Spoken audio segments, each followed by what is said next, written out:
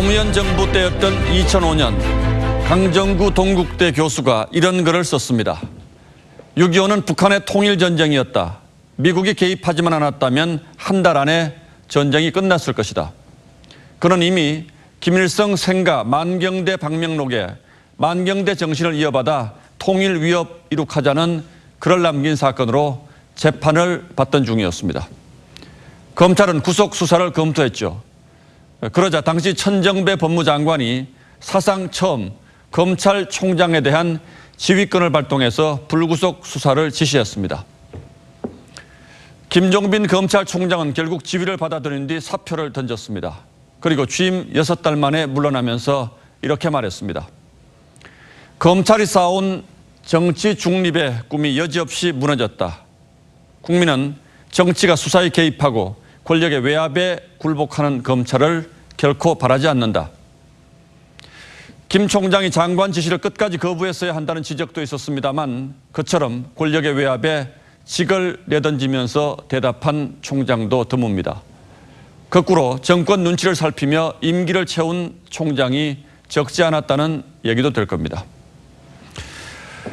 검찰총장의 운명을 흔히 영광의 가시밭길이라고 합니다. 그 비유에는 정치 권력으로부터 자유롭지 못한 현실이 담겨 있습니다. 윤석열 검찰총장 후보자도 이제 그 가시밭 앞에 섰습니다.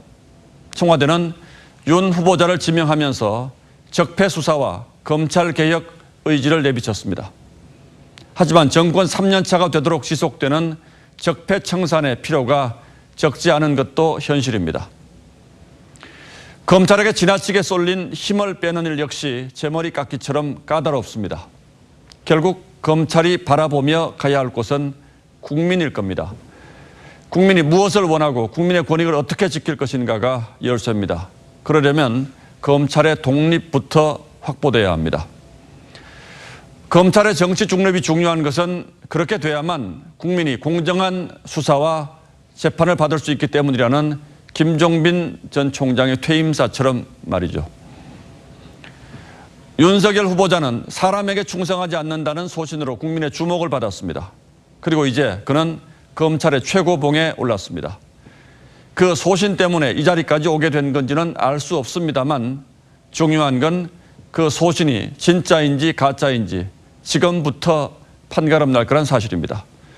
모쪼록 이 어지러운 정치 현실에서 검찰과 검사 윤석열이 모두 사는 길을 택하길 바라겠습니다. 6월 18일 앵커의 시선은 검찰총장의 길이었습니다.